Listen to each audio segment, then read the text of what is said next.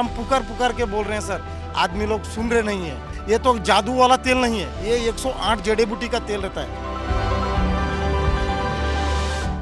Bollywood actor Saif Ali Khan के बांद्रा वाले apartment में देर रात हुई घटना की गुत्थी अब तक सुलझ नहीं पाई है।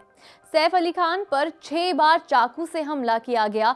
चाकू का एक टुकड़ा 2.5 इंच का टुकड़ा उनकी रीढ़ की हड्डी के पास फंस गया था। डॉक्टर ने सर्जरी के बाद सैफ को खतरे से बाहर बताया है।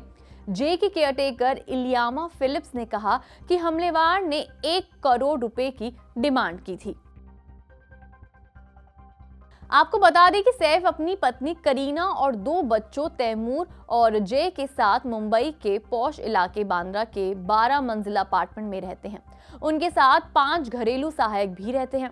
पुलिस का कहना है कि हमलावर के जबरन घर में घुसने के कोई निशान नहीं मिले हैं।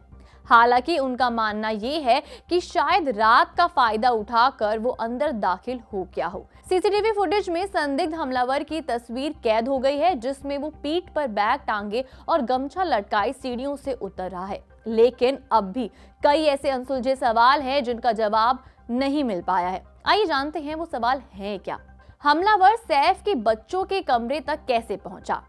ये कहा जा रहा है कि हमलावर ने फायर एग्जिट का इस्तेमाल किया होगा, लेकिन फिर भी ये सवाल उठ रहा है कि आखिर हमलावर को घर की स्थिति के बारे में कैसे पता था? वो बच्चों के कमरे तक कैसे पहुंच गया? दूसरा सवाल है, वॉचमैन ने क्यों नहीं देखा? जब हमलावर सोसाइटी की बिल्डिंग में दाखिल हो रहा था तो वहां मौजूद सिक्योरिटी गार्ड ने उसे कैसे नहीं देखा? क्या कोई भी अनजान व्यक्ति इतनी आसानी से बिल्डिंग में घुस सकता है? क्या ये किसी लापरवाही का नतीजा है या हमलावर ने सर्विलेंस सिस्टम में कोई लूप होल खोज लिया था? तीसरा सवाल है, क्या इसमें कोई अंदर का व्यक्ति शामिल था? सैफ की बिल्डिंग के रिनोवेशन का काम चल रहा है। इसके लिए कई मजदूर लगाए गए हैं। पुलिस सैफ के स्टाफ और मजदूरों से भी पूछताछ कर रही है। संभावना जताई जा रही है कि इस काम में किसी ऐसे व्यक्ति का हाथ हो सकता है जिसके पास बिल्डिंग का रेगुलर एक्सेस था। सवाल नंबर 4, बिल्डिंग का लेआउट जानता था क्या हमलावर? हमलावर आसानी से बिल्डिंग परिसर में दाखिल हुआ और सीधे सैफ के घर पहुंच गया। किसी भी नए व्यक्ति के लिए ऐसा करना नामुमकिन है। क्या उसे बिल्डिंग का लेआउट पहले से पता था? सवाल नंबर 5, सीसीटीवी में क्यों नहीं दिखा?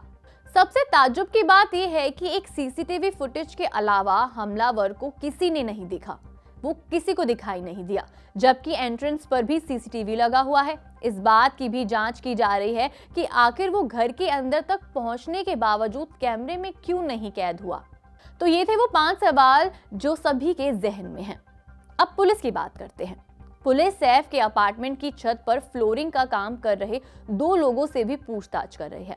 पुलिस को शक है कि हमलावर को बिल्डिंग के बारे में अच्छे से पता था। उसने 11वें फ्लोर पर स्थित सैफ के घर तक जाने के लिए सीढ़ियों का इस्तेमाल किया। हमलावर केवल एक बार 6ठे फ्लोर की सीढ़ियों पर दिखाई दिया है।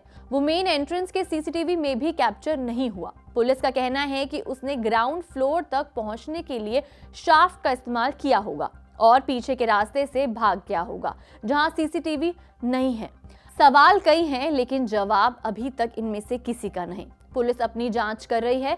शायद इन सवालों के जवाब हमें जल्द ही मिल जाएं। फिलहाल के लिए इतना ही। देश दुनिया की तमाम बड़ी खबरों के लिए देखते रहिए जागरण वीडियोस।